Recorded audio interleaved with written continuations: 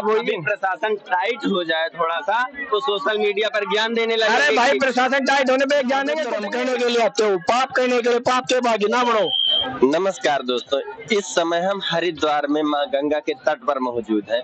आप देख सकते हैं जैसा कि इस समय सावन का महीना चल रहा है, लाखों की संख्या में कांवड़िए यहाँ पर आ रहे हैं, कई कई किलोमीटर दूर चलकर आ रहे हैं।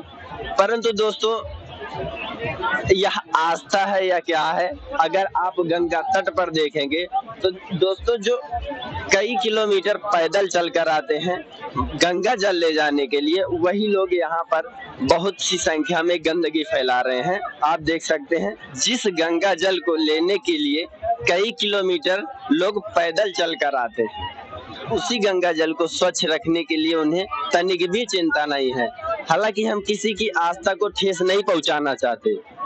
आप ही देखिए किस प्रकार से आस्था के नाम पर यहाँ पर काफी संख्या में गंदगी फैलाई जा रही है। जैसा कि आप देख सकते हैं यहाँ काफी संख्या में श्रद्धालु दिख रहे हैं, लेकिन श्रद्धालुओं के नीचे आप देखेंगे तो चारों तरफ गंदगी ही गंदगी आपको दिखाई देगी। हरि की पौड़ी है, एक तरफ तो श्रद्धालुओं के ऊपर पुष्प वर्षा की जा रही है, दूसरी तरफ अगर हम देखते हैं नीचे तो आप देख सकते हैं चारों तरफ गंदगी ही गंदगी दिखाई देती है। ज्यादातर गंदगियों में प्लास्टिक की संख्या ज्यादा है। अगर इन पॉलीथीन को बैन किया जाए तो कुछ लोग सोशल मीडिया पर ज्ञान देंगे कि यहाँ पर सुविधा का अभाव था, यहाँ पर सुविधा नहीं थी। परंतु आप देख सकते हैं जो है श्रद्धालुओं को छूट क्या दी गई, चारों तरफ आप गंदगी ही गंदगी देख सकते हैं।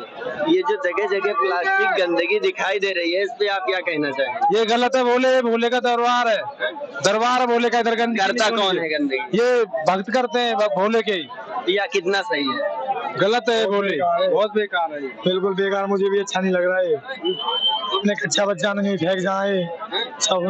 जैसा कि श्रद्धालुओं को तरह तरह की सुविधाएं दी जा रही है, दूर दूर से पैदल जल लेकर जाते हैं यहाँ से, परंतु इसी गंगा जल को अपवित्र करते हैं, इसी गंगा को गंदा करते हैं।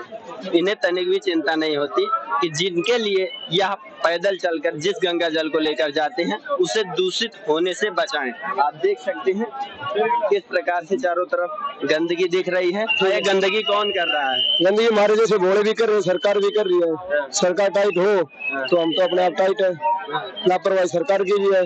पॉलीथीन के साथ साथ बहुत सी मात्रा में कच्छे और बनियान भी आपको देखने को मिल जा रहे हैं। आप देख सकते हैं किस प्रकार से चारों तरफ गंदगी। बहुत से लोग स्नान करते हैं, कच्छे बनियान यही छोड़ के चले जाते हैं। भाई ये छोटी मानसिकता है। एक बात बताओ, तीर्थ स्थल है, सनातन धर्म को सबसे बड़ा त्योहार समझ लो, इसमें भी आप गंदगी फैला रहे हो, क्या चक्कर है?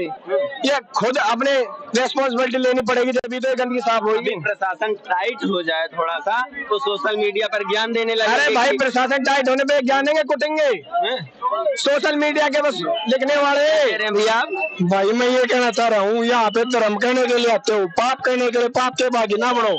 थोड़ी सी साफ सफाई प्रशासन कुछ नहीं कर सकता, अपने आप मन में जागरूकता होगी तब जाके ये कार्य होगा।